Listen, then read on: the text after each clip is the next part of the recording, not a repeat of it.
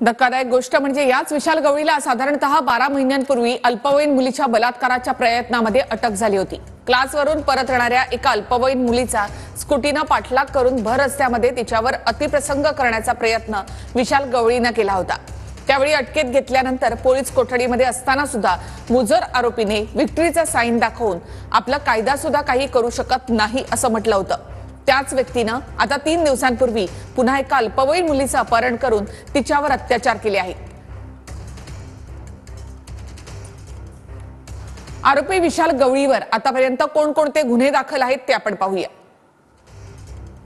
3 वर्षांमध्ये विशाल गवळीवर 6 गुन्हे दाखल आहेत। 2 अल्पवयीन मुलींचा विनयभंग आणि एक जबरी चोरीचा गुन्हा देखील दाखल आहे।